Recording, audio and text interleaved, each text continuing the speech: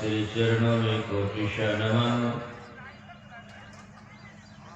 तीर्थों को पवित्र करने वाले मुदमंगलमय साधु समाज, आदरणीय सत्संग प्रेमी महानुभाव, माता एवं बहनों, अभी हम लोग सत्संग की महिमा सुन रहे थे। एक शहर में एक बड़े सिद्ध महापुरुष का कार्यक्रम रात्रिकालीन सत्संग चल रहा है। उस सत्संग में एक सेठानी जी चली गई अपने घर की रखवाली एक छोटे से नौकर को देकर। चोर के सरदार को पता चला कि सेठानी जी सत्संग में गई हुई है।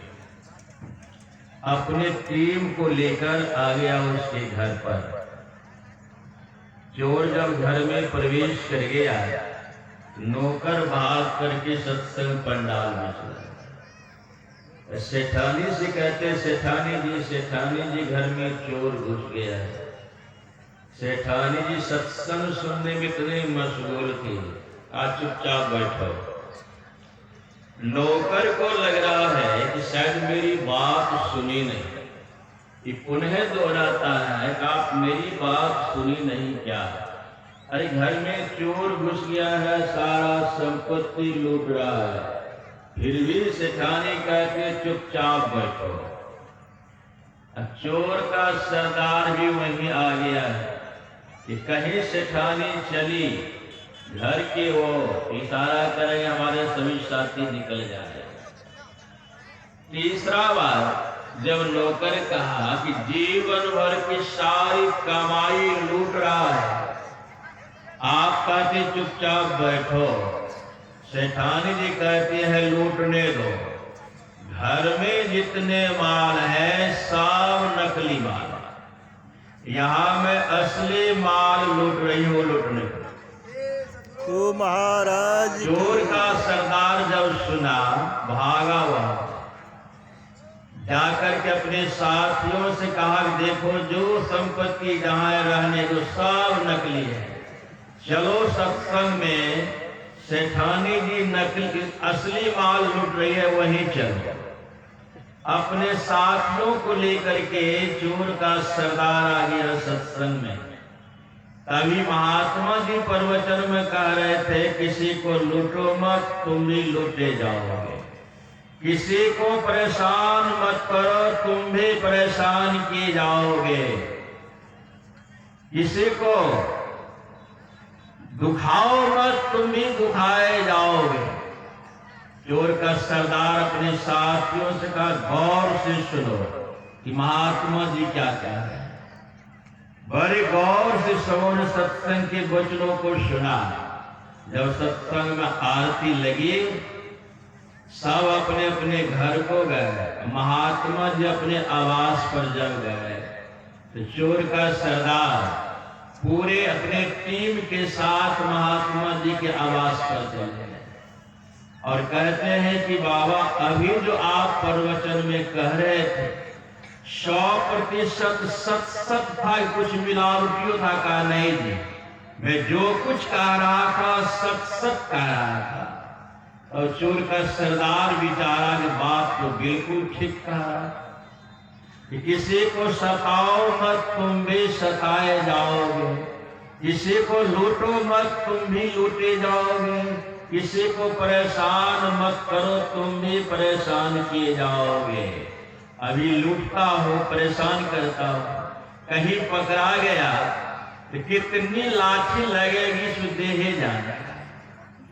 अपने साथियों समेत सरदार महात्मा जी के चरणों में समर्पित किया अपने आप को। कहा बाबा जो समय बीत गया सो तो बीत ही गया, जो रही है उसको रख लीजिए बाबा, हम लोगों को शरण में लगाना।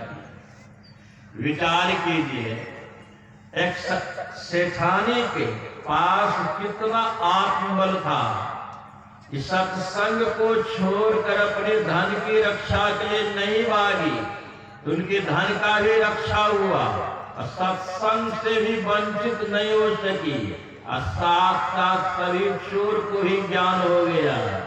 सबके सब चोरी करना त्याग दिए। तो सत्संग की कितनी बड़ी महिमा है। सत्संग के महिमा को हम लोगों से ज्यादा कहें देवी देवता लोग जानते हैं। जहां कहीं सत्संग होता है तो तमाम देवी देवता पहले आके विराजते हैं। जब तक सत्संग चलते रहता है तो सत्संग में निश्चित रूप से वे लोग बैठे रहते हैं। एक बार संत दरिया साहब का सत्संग चल रहा था। संत दरिया साहब अपने प्रवचन के सिलसिले में कहते हैं कि हमारे सत्संगी बहुतों का अपमान कर रहे हैं। तो सब चौंकने लग गए, भाई किससे किनका अपमान हो रहा है, जो गुरुदेव को कष्ट हो रहा है। आपस के पूछताछ से पता नहीं चला आखिर किससे किनका अपमान हो रहा है। तो संत दरिया साहब के निकट जो रहने वाले शिष्य थे वे हाथ जोड़ करके खड़ा होते हैं, निवेदन करते अभी अभी हुजूर के श्रीमुख से वाणी निकली है कि हमारे सत्संगी बहुतों का अपमान कर रहे हैं। तो हुजूर हम लोग सबके सब अपने अपने दृष्टिकोण से ठीक ठाक ही बैठे हुए हैं, फिर किससे किनका अपमान हो रहा है पता नहीं चलता। जब तक पता नहीं चलेगा जो भूल होती आ रही है होते ही रहेंगे। इसलिए बताने की दया दर्शावे आखिर किससे किनका अपमान हो रहा है।